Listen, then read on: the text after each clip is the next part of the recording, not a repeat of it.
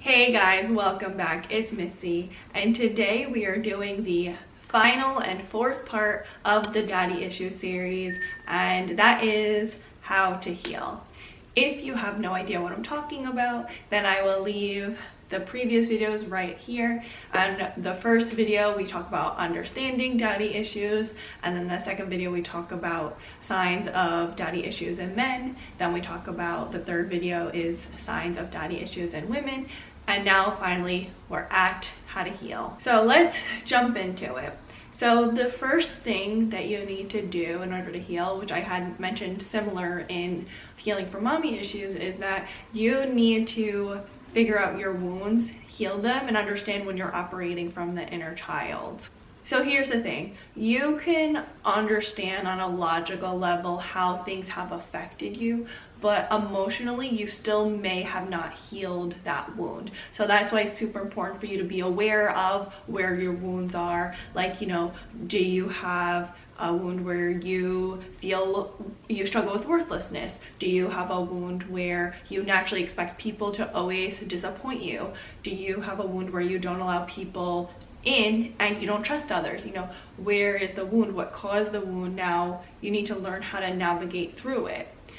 So that means being able to give that inner child what it needs, and understanding in those moments when you are operating from the inner child, when you're getting very defensive, when you are isolating and pushing people away, when you're self-sabotaging, when you're using sex as a way to connect with other people. Understand when you're operating from that hurt inner child and be able to give that inner child what it needs. So you may need a moment where you can have a lot of validation and you're just comforting yourself, you're allowing yourself to feel your pain. Maybe you need to forgive your dad for some of the things he's done to you, or for him not being around. Maybe as a male, you really wish you had a dad that would play sports with you. So what you could do is, it won't be the exact same thing, but something you could do is have someone that's a little bit older, maybe like a mentor, have them play sports with you, just so that way you can fill that inner child jar up.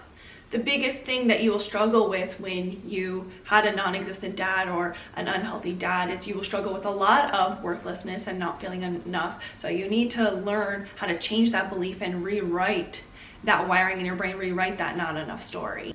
The next thing is that you need to be aware of your triggers and learn how to deal with your triggers better.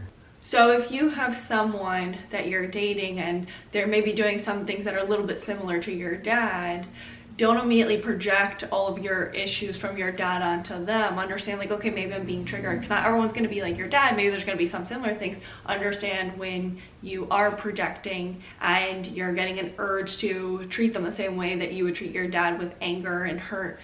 Understand that, and also understand, like, when your intuition's kicking in and your intuition's like, hey, pay attention, like there's something off about this person. There could be moments when you're projecting, and there could be moments when your intuition's kicking in. How you can tell the difference is when you're projecting, you'll feel a lot of pain. You'll feel discomfort in your stomach, maybe your chest. You'll get a little tick feeling. When it's intuition, you'll feel like something's off, something's uncomfortable. So get in tune with those emotions, so that way you can better deal with your triggers and learning how to trust yourself. You also need to learn how to set boundaries, because you either had a dad that maybe invaded your boundaries or didn't teach you how to have healthy boundaries, part of that security. So you need to learn how to have healthy boundaries, especially with men, women with men, also men kind of learning how to have healthy boundaries as well, and really determining how you want to be treated and learning how to be assertive.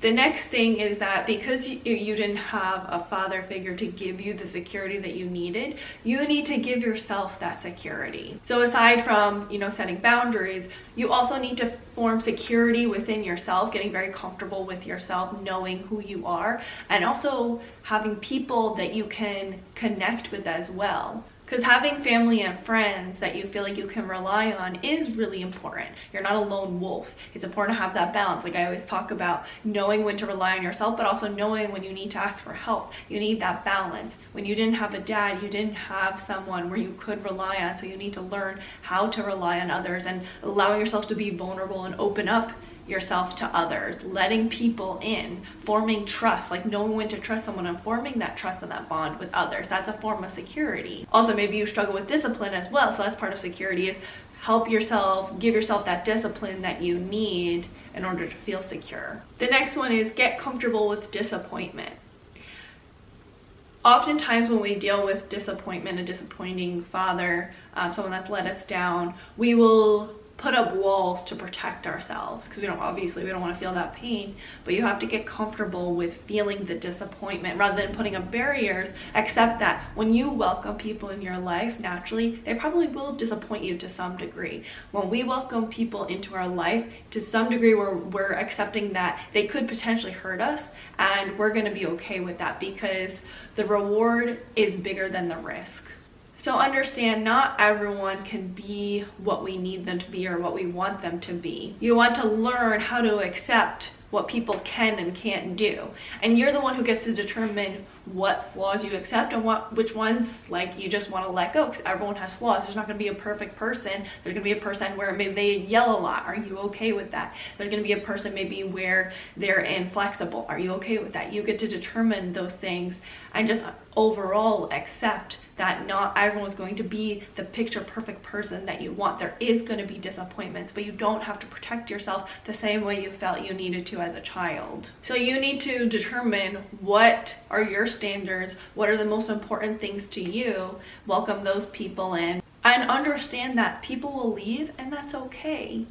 If someone walks out of your life, then they're doing you a favor if they're not willing to put in the work.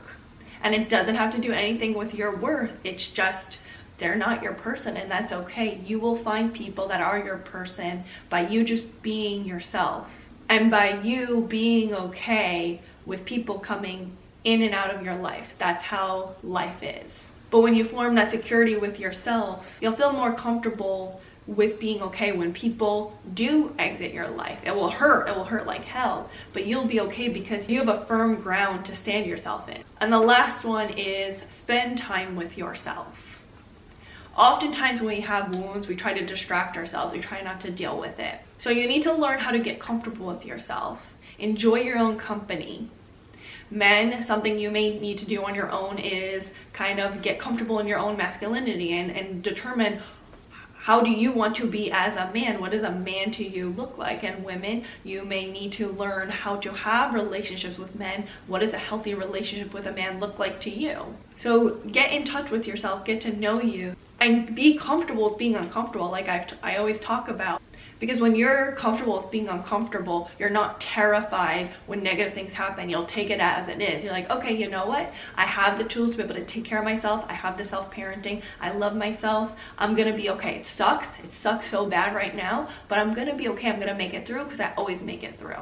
So basically, when it comes to struggling with daddy issues, the biggest thing you want to do is form security for yourself and learning how to be assertive and stand up for yourself because you didn't have that male role model in your life. And women, you'll notice when you start to heal, you will go after men that will look after you and will want to protect you, not in an unhealthy way where you're trying to make someone fit the role you didn't have, not in an unhealthy way where you're trying to make them fix your daddy issues, but just giving you a sense of security that you maybe didn't have in the past. Because we as women, we do want that security, and there's nothing wrong with that. But it won't be those fake people, like those narcissistic people that fake it. You'll have healed those things, so you naturally welcome healthy minded men. And men, you will be that healthy man that finds security in himself, that finds security in his masculinity.